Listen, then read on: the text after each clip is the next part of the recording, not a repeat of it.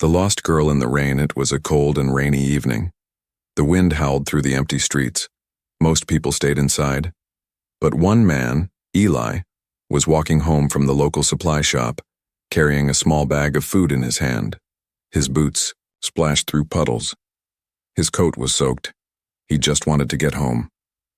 But then, he heard a sound. A tiny sound, like a whimper. He stopped. Eli turned his head toward the alley next to the old repair shed. The sound came again, soft, shaky, almost lost in the rain. He stepped closer. There, in the dark corner, was a little alien girl. She looked no older than 7. Her skin was light purple, covered in dirt. Her thin arms held a small blanket, wrapped tightly around her shoulders. Her big black eyes stared at Eli, wide with fear. She was shaking. Her feet were bare. One of them was bleeding. Eli raised his hands slowly.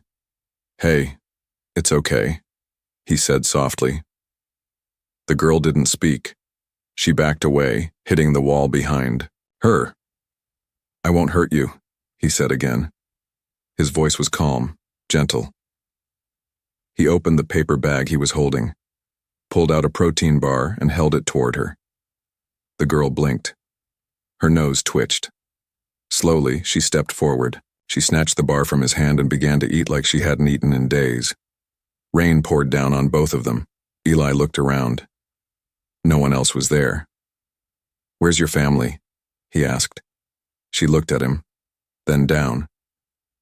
Her lips moved. She whispered one word. "Gone." His heart sank. Eli couldn't just walk away. This little girl was freezing, hurt, and alone. He removed his coat and wrapped it around her shoulders. "Come with me," he said.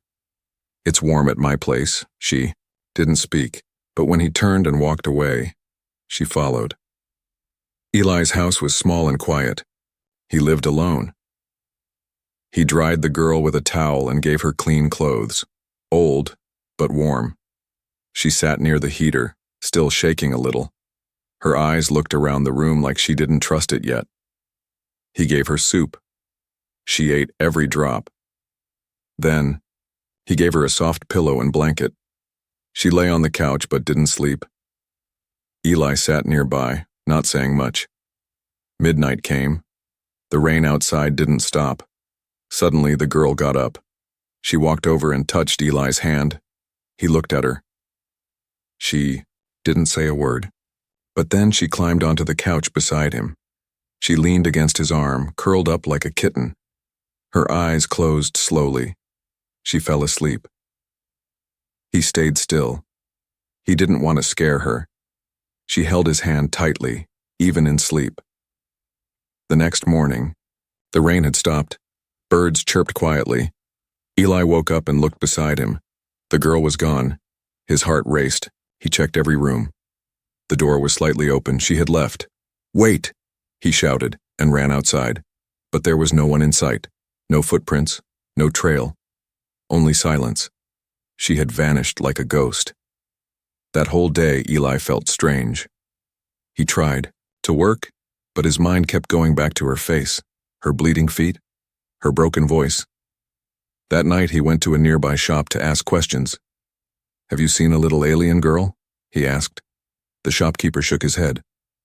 "No, but I heard something strange," he said. "Up near the hill, someone saw a woman, an alien, wandering around crying. Said she was looking for her child." Eli's heart skipped a beat. He walked home slowly, thinking deeply. Was she the mother? Was the girl safe? He looked at the couch. Again, the blanket still smelled like her.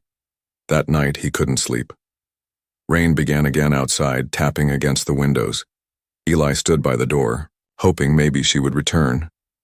But the street was empty. Only the memory of her tiny hand in his stayed with him. She disappeared before sunrise. Eli had barely closed his eyes. The storm had quieted down during the night. But inside his heart, a different storm still raged. He kept hearing the little alien girl's soft breathing, the way she clutched his hand as she fell asleep. Her face, scared and tired, wouldn't leave his thoughts. But when the first light of dawn broke through the window, the couch was empty, no blanket. No food crumbs, no girl. Wait, what? Eli whispered, stepping forward. He searched the room again, behind the couch, under the table, in the hallway. Nothing. The door was left slightly open. He ran outside. Hey, little one, are you there? Only. The morning wind answered him. The street was wet, but there were no fresh footprints. No signs of where she had gone. Eli's heart sank. She ran. Again, he muttered. Why? That day felt longer than most. He tried to return to his normal routine. Cleaned the dishes, fed the birds outside, fixed the fence in his garden. But nothing felt normal. Every time he passed the living room, he glanced at the couch, hoping just maybe she'd be sitting there again, eating quietly like before. She wasn't. By evening, Eli couldn't stay quiet any longer. He went out again, this time to the far side of the village, to the marketplace where off-worlders sometimes came to trade. He asked around. Anyone seen a little alien girl? Purple skin, big eyes. Most people shook their heads. Some didn't even look at him. She's just another street rat, one merchant said. They come and go. No one keeps track of them. Eli clenched his fists. She's not a rat. She's a child. He was about to head home when a thin old woman tugged on his sleeve. I heard a cry, she said quietly. Near the rocky hill. Yesterday. A cry? He asked. From a child? No, she whispered. From a mother. Eli followed her directions the next morning. He walked up toward the rocky hill where twisted trees grew and the ground was uneven. And then he saw something. A cloth. Torn. Half buried in the mud. He picked it up. His heart froze. It was his coat, the same coat he had wrapped around the little girl. He looked around. His eyes scanned the hill. His breath became sharp. Something had happened here. Later that night, Eli sat at home staring at the coat in his lap. He couldn't shake the image of the girl's feet bleeding, her arms, holding that tiny blanket. Where are you? He whispered to the air. Are you safe? Did your mother find you? But then, the sound of footsteps broke the silence. Not one pair. Two. He stood up, heart racing. Then came a soft knock. Knock. Knock. Eli moved slowly to the door and opened. And what he saw nearly made him fall to his knees. There, in the doorway, stood the little girl holding someone's hand, and beside her, an alien woman, taller, frail, eyes filled with tears. The mother. Her legs were shaking. Her clothes were, ripped and muddy. Her arms were thin and she leaned on the girl just to stand, but her eyes were full of hope. You, she said in a broken voice. You helped my daughter. The girl let go of her hand and ran to Eli, hugging him tight around the waist. I tried to find you, he said, barely believing his eyes. The woman stepped forward. Then, without warning, she fell to her knees. Tears dropped to the ground. I owe you everything, she whispered. Please, forgive me for leaving her. I couldn't walk. I couldn't protect her. Eli kneeled too. You don't need to say sorry. I'm just glad she's safe. The woman looked up slowly. No, she said. She's safe because of you. And now, I have nothing left. She looked around, her eyes trembling. No home, no food, no strength. Just one small hope. She looked at him and whispered, Please, let us stay.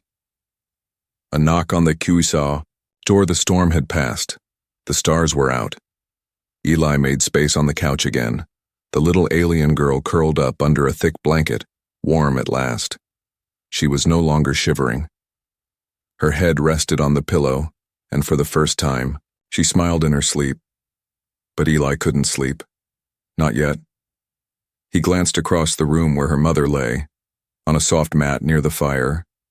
The alien woman was still weak. Her hands were bandaged. her breathing slow. She hadn't said much after she fainted in his arms, but before passing out she had whispered those words, "Let us stay." Eli had no idea what to say back. Now, as the fire cracked softly, he sat on a chair near the window. He couldn't help but think, who were they running from? Where was the girl hiding before that rainy night? And why had the mother's eyes, so filled with tears, looked not just thankful, but desperate? The next morning the girl woke first. She followed the smell of food and walked to the kitchen where Eli was boiling soup. "Hungry?" he asked with a soft smile. She nodded quickly. He handed her a bowl. She didn't wait. She ate with both hands like she hadn't seen food in days. Then she looked up at him. She pointed to her mother lying nearby and whispered, "Mama needs food too." Eli's chest tightened. He served another bowl and carried it gently to the mat. The alien woman opened her eyes as the smell reached her. He knelt beside her. "Eat," he said. Her lips trembled. "You're kind," she said softly. "Why?" Eli paused. "I couldn't just leave her," he answered. "Or you." Later, while the girl drew on a notepad with crayons, Eli sat outside on the porch. The alien mother stepped out slowly, leaning against the doorway. She looked better. Still weak, but standing on her own now. She held a piece of his bread in her hand. They sat quietly together. "I don't even know your name," Eli said. The woman looked down. "Sira," she replied, "and my daughter's name is Rilu." He nodded. "I'm Eli." They sat in silence for a moment. Then she spoke. "I was a farmer's wife. My mate was killed by raiders. They thought we were hiding credits. We weren't." She closed her eyes. "They set fire to our home. I escaped with Rilu. I tried to walk to the next village, but my leg was injured. I told her to run and hide." Eli listened without saying a word. "She found you," Sira whispered. "That means the stars have not forgotten me." Her eyes turned toward him, soft but full of something deep. "You didn't just save her life, you gave me hope again." That night, Eli prepared a bed in the spare room for Sira. Rilu slept beside her mother, holding her tight. He cleaned the house, turned off the lights, and went to his own room. But before he could sleep, knock knock. Eli blinked. Not from the front door. It was a gentle knock on his bedroom door. He stood and opened it slowly. Sira stood there holding a blanket. Her eyes were filled with uncertainty. And something else. "I can't sleep," she said quietly. "Every time I close my eyes, I see fire. I hear screams." Eli stepped aside. She entered and sat on the edge of the bed, still holding the blanket tight. "I just wanted to thank you. But also," she looked at him now, seriously, "my daughter told me how safe she felt with you. How you gave her food, covered her with your coat, held her hand." Eli looked away, unsure what to say. "I know I have no right to ask this," she said, voice shaking, "but we have nowhere else to go." Then, slowly, she knelt in front of him. Eli's eyes widened. "Wait, what are you?" She spoke softly. "I'm not asking for food or shelter. I'm asking to be part of your life." She looked up at him. "Will you accept us as your family?" Secrets in her eyes, Eli didn't answer right away. The alien woman, Sira, stayed kneeling in front of him, waiting, trembling. She held her daughter's future in her hands, yet her voice had not begged. It had hoped. Eli reached out slowly and helped her to her feet. "You don't need to kneel," he said gently. "You're not a servant." Sira looked up at him, eyes full of something he couldn't name, something deep and hidden. He didn't say yes, he didn't say no. Instead, he said, "Come sit." They sat near the window. The moonlight glowed softly through the glass. Crickets chirped outside. Sira clutched the blanket in her lap. Her shoulders trembled, but her voice was calm now. "You don't know what I've seen," she whispered. "What I've done." Eli listened. "I wasn't always a mother," she said. "I was born in the slave pits. I was bought. Sold. Given to a man as part of a debt. Her voice was flat. He treated me kindly, at first, but when I gave birth to Rilu, he changed. He didn't want a child, he wanted control. Eli's fists clenched, but he stayed quiet. One night he drank too much. He tried to take Rilu from me. Said he'd sell her for food. Sierra's voice cracked.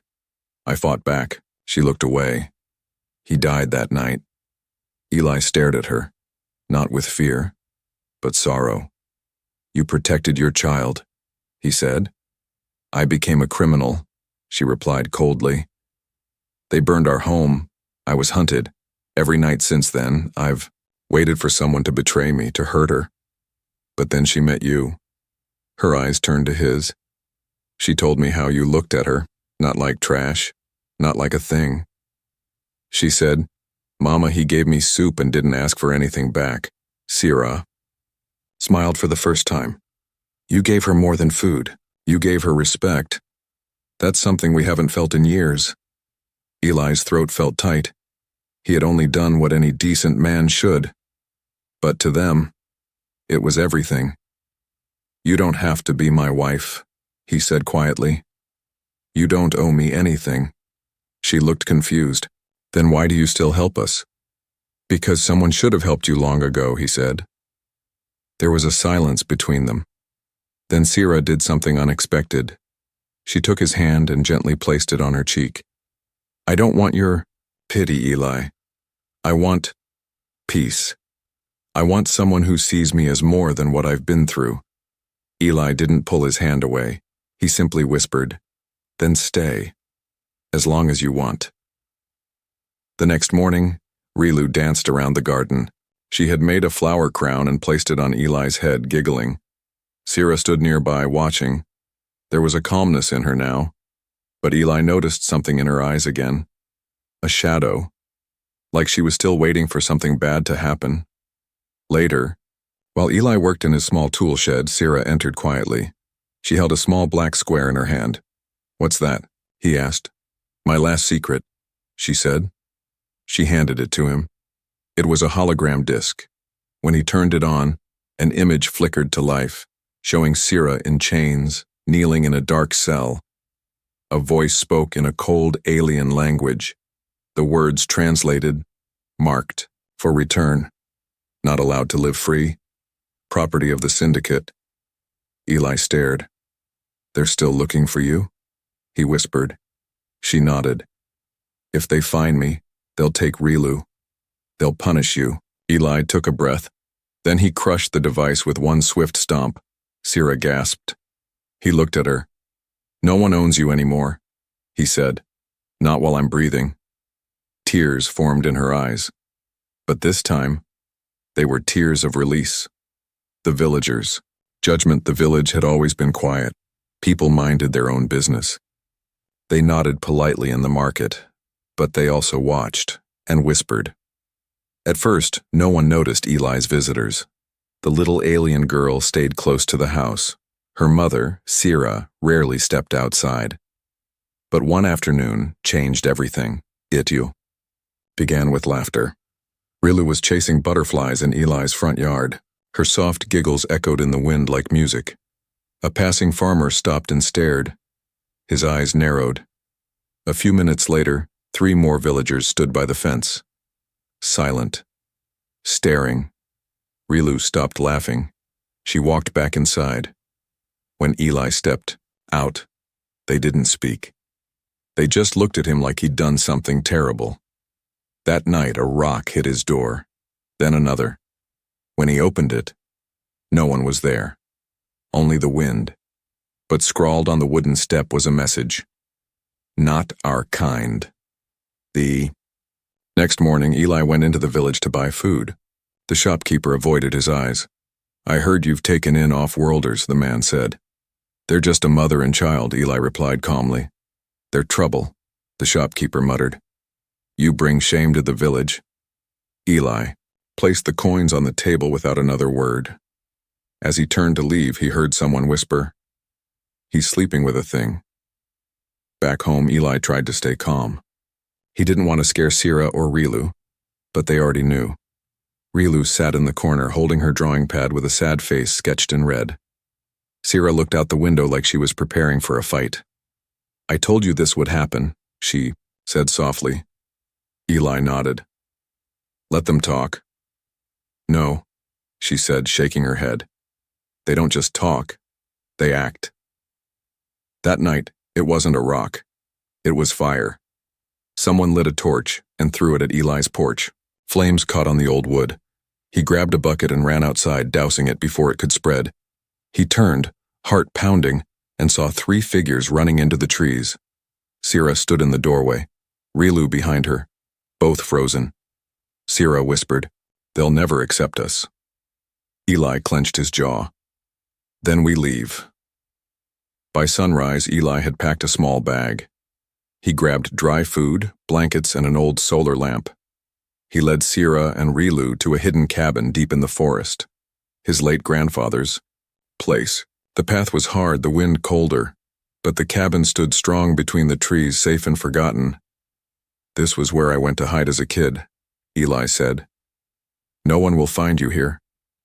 Sierra looked at the walls, the small stove, the wooden floor.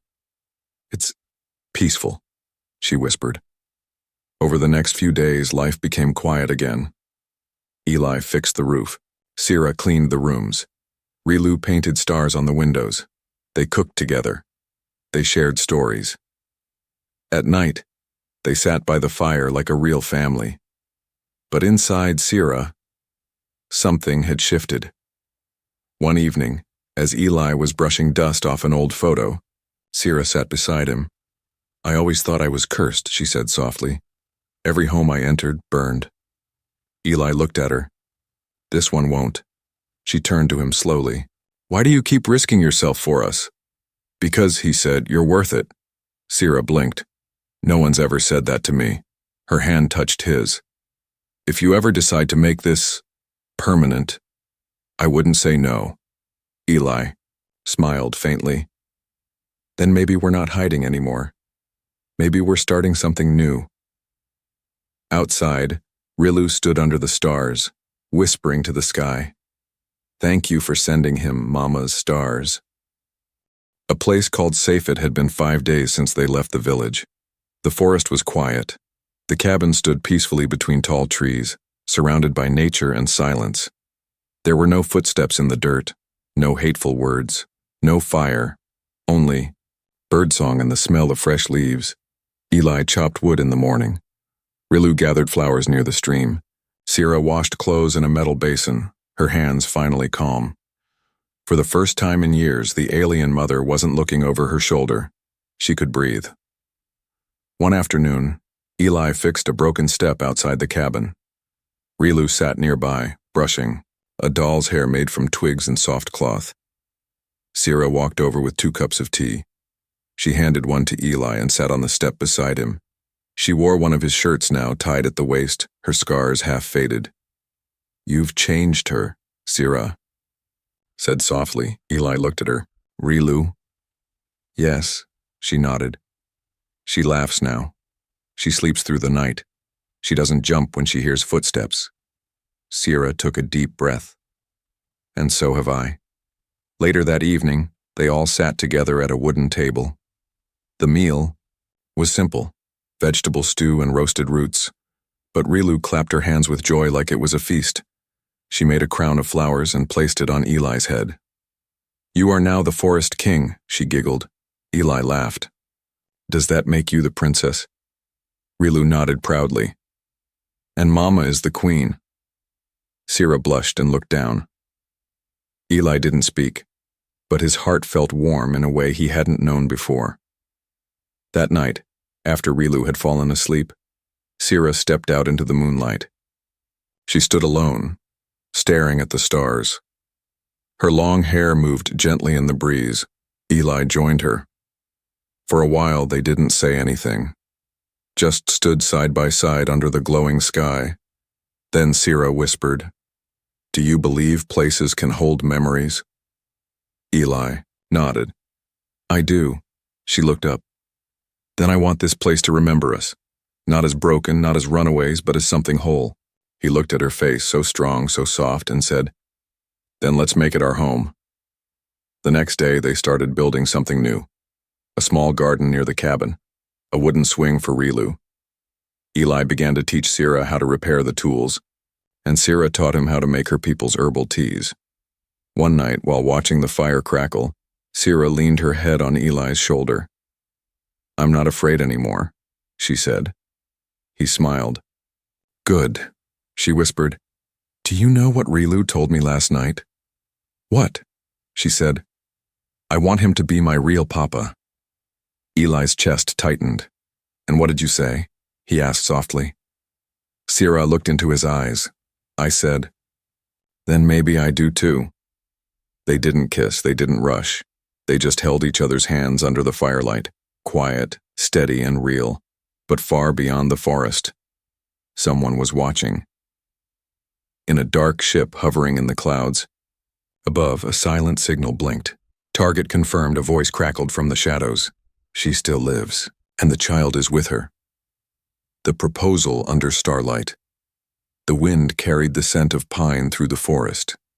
Rilu slept peacefully in her small bed near the fire, wrapped in a thick blanket. Sira stood by the window, brushing her hair, while Eli stirred the stew. Everything felt perfect. But peace, is often the quiet before a storm. That night, while Sira was outside collecting herbs near the stream, she paused. She felt something cold, a sound in the distance, not animal, not wind, something mechanical. A red light blinked behind the trees. She dropped her basket and ran back toward the cabin. "Eli," she shouted, "get Rilu."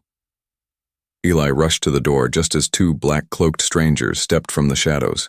Their skin was gray, their eyes cold. Symbols on their uniforms marked them as trackers, agents of the syndicate.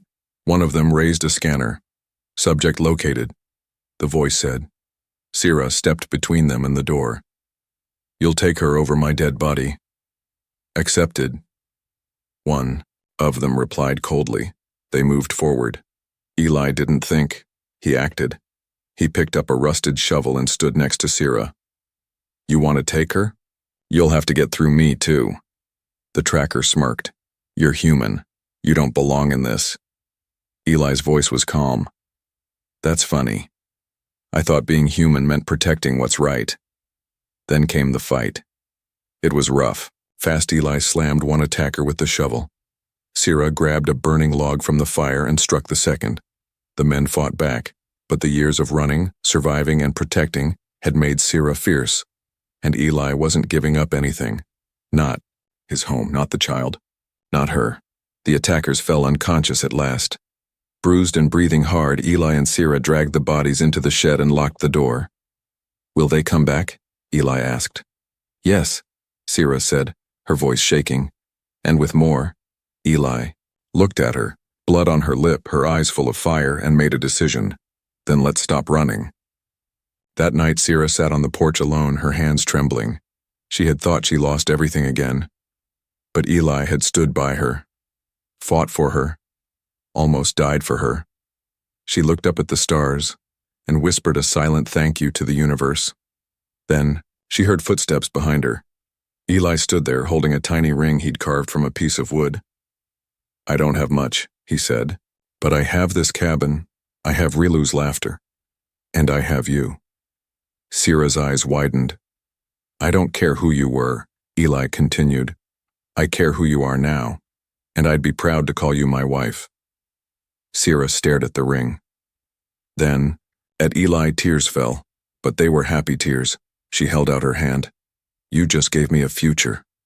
He slipped the ring on her finger. Then she whispered, "Yes." Inside, Rilu peeked through the curtain, grinning. She ran to her drawing pad and scribbled one sentence in big letters. "My mama is the queen, and now we have a king." Epilogue. 1 year later. The garden bloomed. The cabin was no longer silent. It was full of laughter, music, and warmth. No more trackers came, because one brave human had filed a protection pact through the galactic court. And now, Sira and Rilu, were legal citizens of Earth. Neighbors from the village sometimes visited with gifts. Apologies were offered. Fences were mended. Prejudice had been replaced with respect. Rilu called him Papa. Sierra called him Love. And Eli? He called this strange, beautiful life home.